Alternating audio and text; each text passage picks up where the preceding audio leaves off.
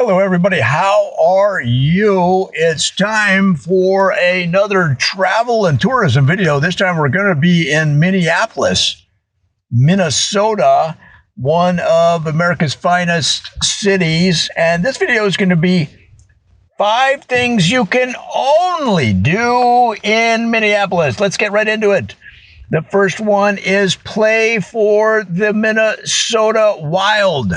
Now, if you don't know, that's the National Hockey League team in Minneapolis. And the reason that you can play for them, guys, is that they're constantly recruiting for new players. They're doing everything they can to put together a winner. So if you think that you potentially could play on a National Hockey League team, this is your opportunity. Now, how do you try out? Well, the thing is, you just show up.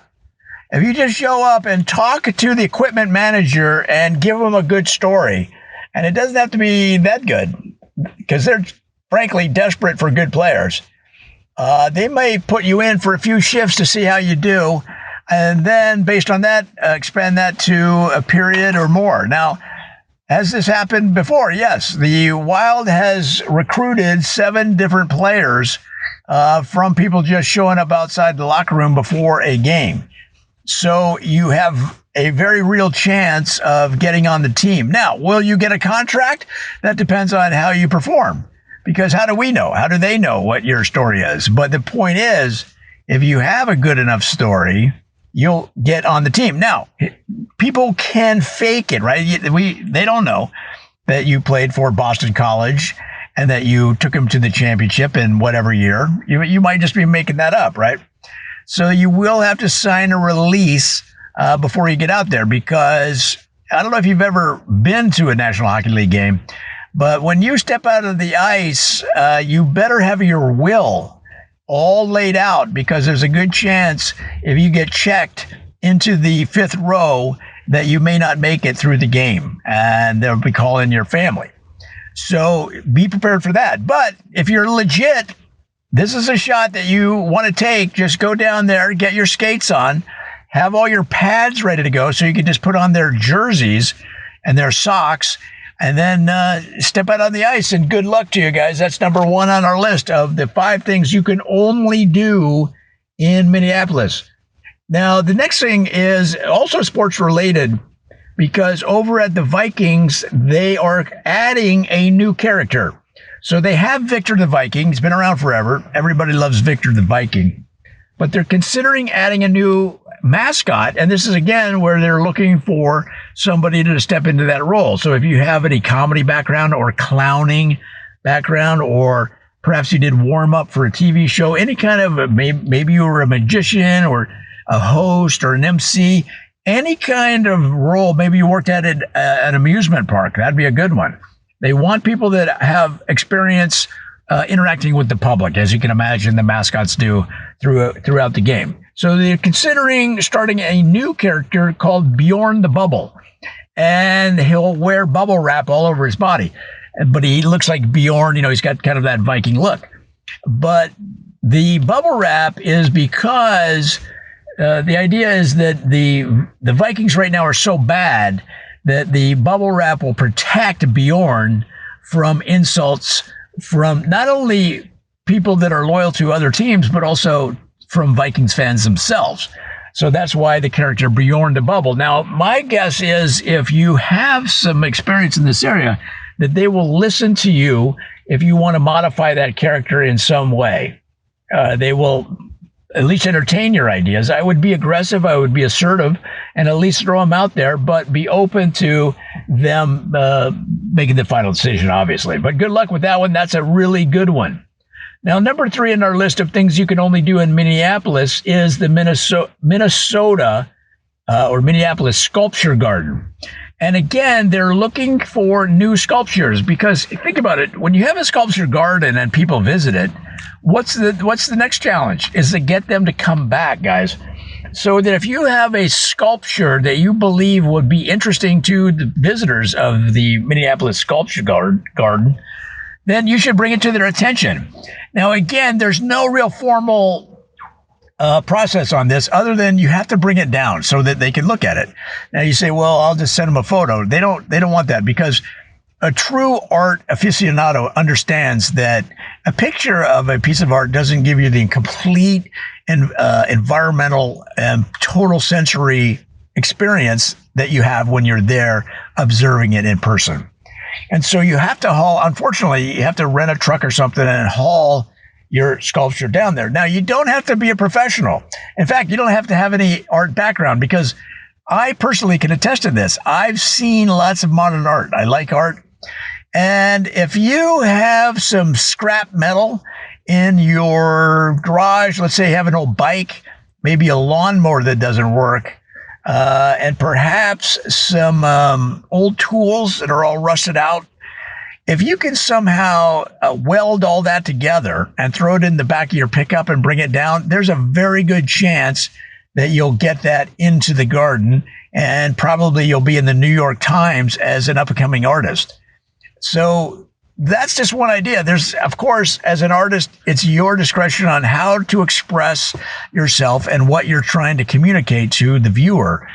So that's not something that I can tell you, but I'm just giving you some ideas that you could put together quickly.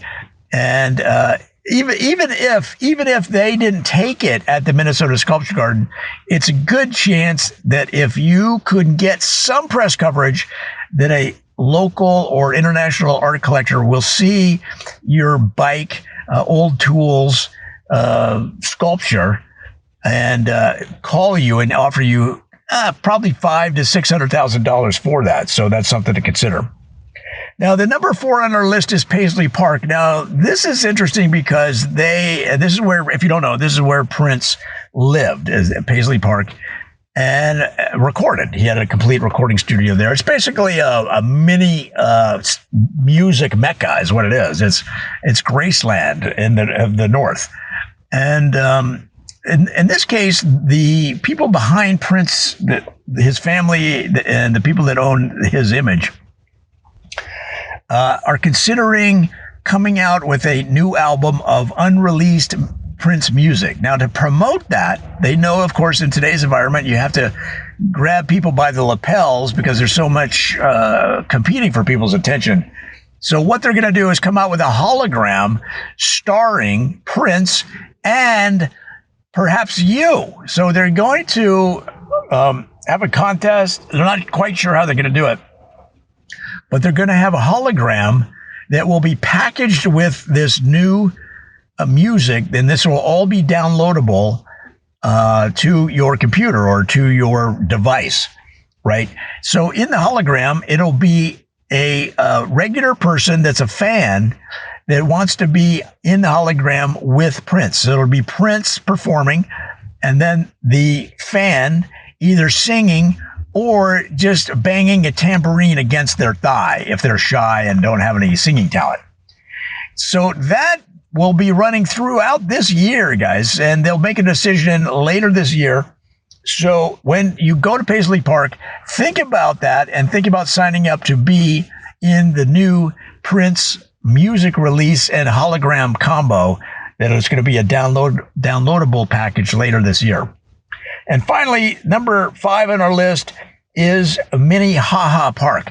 Now, if you know Minnehaha Park, every year they have the Ha Ha Festival, playing off the Ha Ha in their name. And what this is in fact, they have a whole weekend they call Minnehaha Days, or Ha Ha Days for people in the know. So the main event that I wanted to bring to your attention is the Ha Ha competition. Now, you may have heard of different places where they have duck call competitions, or I've heard of competitions where for farm wives calling their farmer husbands to dinner across the fields. And so then that's a competition. And this is usually at various state fairs around the country. So we've all seen different kinds of wacky competitions that are local to certain communities. Well, in this case, Minneapolis is such a great place to live, and Minnesota in particular is. is that people are so joyous about being there, they just laugh. And so you have a lot of laughter going on in Minneapolis. Now, this is especially unusual because a lot of Minnesota was settled by Nordic peoples from Europe. So Swedes, Norwegians, and Finns. And they have not really laughed for 400 or 500 years. And that includes the time in North America, in Minnesota. So this is a recent development, but it's because Minneapolis is such a great city, they can't contain themselves. They don't know how to express happiness. So they just sort of just start laughing, like almost like a nervous laughter.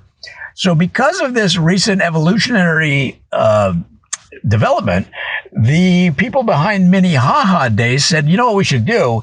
Let's have a ha-ha laughing competition. And it's really grown over the years, guys, and anybody can get involved. So if you have your family, the kids can get involved, your wife.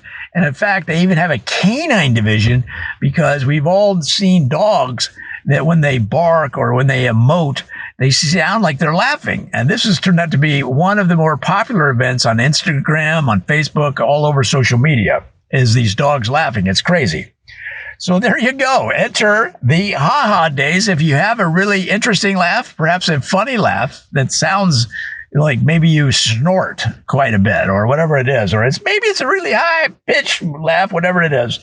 And the winner gets not only free entry into following Ha-Ha festivals for the rest of their life, but they do win a 1984 AMC Javelin car. And if you don't know, that's a wonderful prize. So guys, those are 5 things that you can only do in Minneapolis. I hope you check them out and have fun. Come on back. We're going to have so much more. We'll see you then.